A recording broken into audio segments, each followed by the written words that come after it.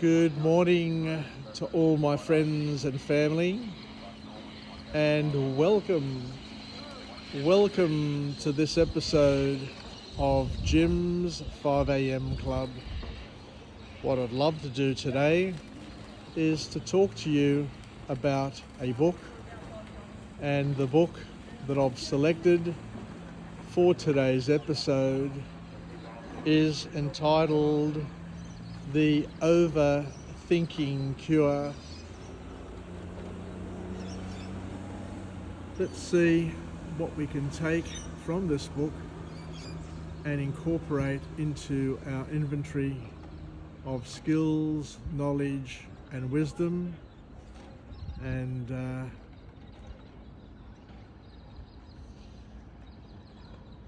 see where this beautiful Sydney day is going to lead us. So, stepping through this book, one of the key first lessons is where the author talks to us here about the importance of awareness. This book was published on the 18th of October 2021 by an author named Nick Trenton. And Nick Trenton kicks off with the argument that he makes very clear and simple, but it's also very profound. And he tells us here that you can't fix what you don't notice in the first place. And through practical examples, he explains how overthinking can disguise itself as preparation or problem solving, which actually hits us really hard because it is so obvious and such an eye-opener, because you realise how often we dress ourselves up, we dress up our anxiety by sitting and thinking that we're not ready, and we just need to continue to get ready and to prepare. And this lesson in and of itself teaches us to catch ourselves in the act, to pause and to label our thoughts honestly. And this will free us up and is a gentle but firm push forward towards self-awareness, which is, according to this author, the first step of meaningful and productive change. So the author also goes on to say that we are not our thoughts. He makes that very, very clear. We are not, I repeat, we are not our thoughts. And this line feels like a breath of really, really clear and fresh air. We are not our thoughts. And it's Trenton's way of breaking it down with relatable, no-nonsense language, making it possible, or should I say, making it impossible to ignore, because he explains how thoughts actually come and go. Thoughts come and go like traffic, and it's actually our choice whether to chase every single car.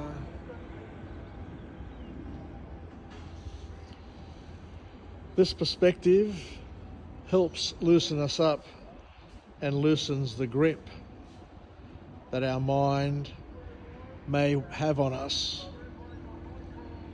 We stop identifying with every negative thought, and for anyone prone to spirals, what we learn is that this lesson is actually life-changing because it gives us the permission to step back and retain the necessary control to help us become more productive. The author also goes on to tell us about the power of physical movement in helping to break down loops that capture us. And it's actually quite refreshing to see how practical Trenton gets when he explains the connection between the body and the mind. It's one thing to be told to get up and move, but he explains how and why it works, how physical movement can break cognitive loops by forcing your brain into the present moment. And when you try it, after listening to it and just taking a short walk, and you can see that the difference and the impact is indeed very real.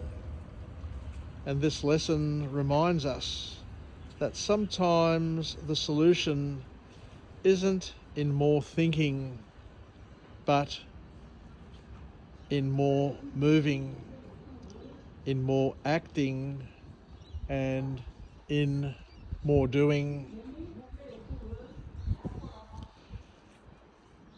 The author also talks about perfectionism, and what he says is quite powerful and revealing that perfectionism really is a fancy word for fear.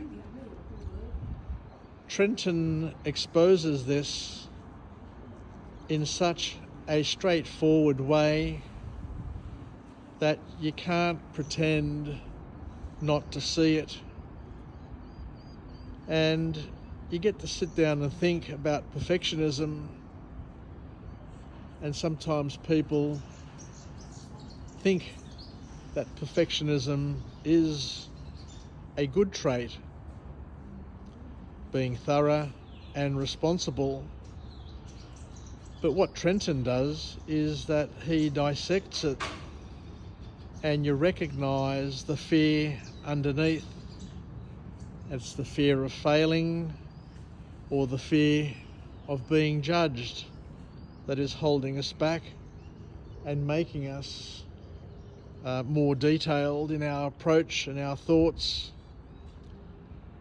And this realization is uncomfortable but necessary. If you listen closely, this lesson strips away the mask of perfectionism and helps one confront the deeper fear that is holding us back. The author here also talks about decision fatigue and how decision fatigue is actually real, and it limits, or should I say, you should limit your choices. This lesson indeed strikes us in a very practical way and strikes a practical chord, because we see ourselves in Trenton's examples, agonizing over little decisions, exhausting our mental energy on trivial matters. He explains how simplifying choices setting boundaries and creating routines can indeed protect your mental space and your mental energy. And you can start applying this immediately, from meal choices to work routines, and you actually start to feel lighter from the outset. For anyone overwhelmed by daily decisions, this lesson offers a toolkit for simplicity and mental clarity.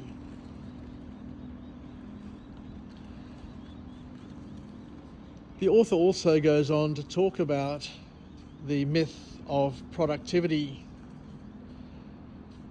where we think that productivity equals worth. This chapter is both painful and liberating at the same time.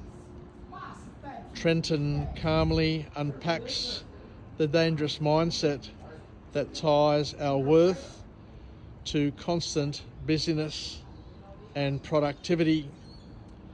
And reading this, you realise how much we have been measuring ourselves by output and not by well-being, which is far more important. He doesn't just critique the culture of hustle, he offers ways to break free of it. And this lesson is essential for anyone who has ever felt guilty for resting, because life should be lived, not just measured, is a beautiful and important lesson. The other message that comes from this author is where he tells us about how action is the antidote to rumination. And we need to be self-compassionate at the same time. The way Trenton speaks about this makes one stop and actually do something immediately. He argues that the quickest way to get out of overthinking, how to get over an overthinking spiral, is taking action. Any action, no matter how small. And this idea in itself is absolutely key, because it feels doable. Instead of trying to untangle every thought, you start focusing on action, making a call, writing an email, taking a step. And for anyone trapped in loops of what if, this lesson is a practical lifeline. So thank you very much for joining me on this episode of Jim's 5am Club. This is an absolutely powerful book, to say the least, and I look forward to chatting to you again and coming to you from another place and with another message of empowerment. Have a beautiful day, take care, wishing you all the best, and bye for now.